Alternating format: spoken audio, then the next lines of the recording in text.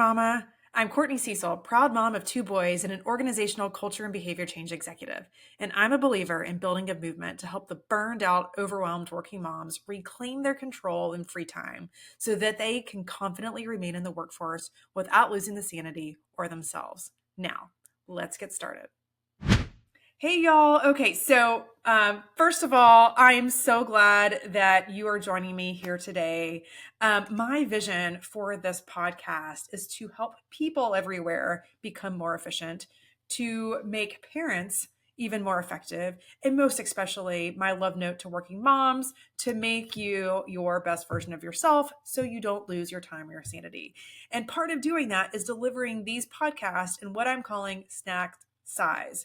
So what I mean by snack size is I want it to be quick. I want it to be easy, something that you can quickly listen to when you're getting ready for bed at night, or you're running to the grocery store, or in your commute. I want it so tiny, we get it in, we get it out. And today we're going to talk about how to prepare your kids for school, regardless of what age they are. So a lot of this will apply from daycare all the way up through 12th grade. But not all of it. You're just gonna have to pick and choose. So let's start with this is my master list of all the things you might want to consider in the week to 2 weeks leading up to the start of school. So the first thing, and what I believe is the most important thing, because it is a safety feature. This is speaking to you, kiddos, or parents of kids with in like the preschool, elementary school age. The first thing I want you to have them do is memorize your cell phone number. This is a safety feature. Like, I learned this the hard way when I was taking my oldest to a Steelers game, and he had just turned 8. He was going into the restrooms, the men's restrooms, and there were 2 exits, and I'm freaking out. We were playing our biggest rival. The stadium was packed, and I thought, if he comes out the wrong exit, he will never find me. And it was sheer panic from a parenting perspective, to feel so helpless in being able to keep him safe, all because he wouldn't know how to get in touch with me if he needed to. So I've got a couple ideas to help your kids memorize your cell number. First, use it as a password for them to access your electronics or their electronics. There is no faster and more genius way than forcing them to enter it over and over and over and over. The second is through a jingle. I don't know how many kids I have tuning in from the 90s, but to me, all I'm thinking of is 1-800-588-2300 Empire Jazz Hands. Like, how is it that I don't know what Empire actually does, but I still to this day know how to get in touch with them? Jingles work. Another thing you can do, visual aids, like take it back to your elementary school age where you're using flashcards, like those visual aids, or you're writing it on repeat. I will not talk out of class. I will not talk in class. I will not talk in class. That repetition or those visual aids can help. And the last, and this is what I actually did with my boys, I had them recite it every time we left the house. So I put a sticky note right on our alarm system, and every time we would set it, we had to say it out loud.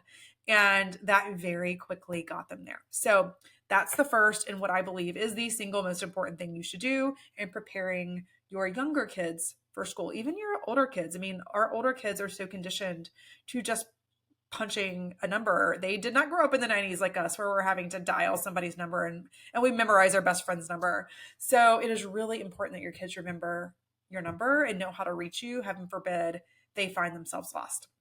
Okay, so the second thing that you can do is around that same safety feature, make sure you write your entire contact information down and stick it in their book bag, and make sure that they know where they can find it. That is just as important as putting it in there. So that way, if somebody, if they panic and they know they need to reach you, they know how they can find you. Okay, another safety feature I love, put AirTags in their shoes. They have those now. Like, you can either clip them onto their laces, or you can put them in the soles of their shoes. You can put AirTags in their backpacks. which is also helpful if they leave them. I would probably AirTag my husband if I could, because I always lose him too. But those AirTags are such, or anything of that, in that same vein, very, very helpful for keeping track of not just their things, but them too. The bus apps are very unpredictable. Okay, label their clothes. Do this in batch form. They have labelers that you can get on Amazon now. I just use a good old fashioned label maker. But what I'll do is at the very beginning of the school year, I will print off many, many, many, many, many versions of those. So that way, as the year goes on and we buy newer clothes, all I have to do is get out one of those that I'd already printed and taken the time to print and slap it on the new jacket or slap it on the tag on their gloves or whatever it may be. Okay. A lot of people, moving on, a lot of us are really good about laying out our clothes by week, or like by at the night. But instead, try to think about this by week. And moms, this is for you with daughters that are always having battles every single day about what they want to wear. At the beginning of the week, Sunday night, get out something for every single day. That way, you're not having to have the battle 7 times. You're having to have the battle 1 time based on what you have coming up that week. Okay, another consideration is 2 bento boxes. I know bento boxes are all the rage now. I certainly use them and love them. I'm a big fan personally of Pottery Barn Kids because I think it has the right size spaces for a main, 2 sides, and a treat. A lot of people will obviously want to go the cheaper Amazon route, which I appreciate, but I personally found the sizes are not advantageous for me. But the point is less about where you get them. It is more about the fact that you get 2. And the reason for this is it will allow you to always have one in the dishwasher cycle while always having one ready and free to pack while you're already in the routine of being in the kitchen. That way you have it ready to go the next morning instead of having to get it out of the dishwasher in order to prep then. And if you haven't heard me talk about the importance of getting into systems and when you start your dishwasher, that will certainly be coming up in a new episode. So get those bento boxes, get 2 of them. If you need lunch ideas that are relatively healthy, I'm going to put this link in the show notes, but I also have a free inventory, for lack of a better term, on lunch ideas that you can. I've split them up by mains and sides and healthy snacks and treats. So if you have decision fatigue, let me get you. I got you, girl. Like I've got your back. Check out the show notes, or you can just look it up on www.workingmomsmovement.com/lunch ideas. That's www.workingmomsmovement.com/lunch ideas. Okay, so moving on,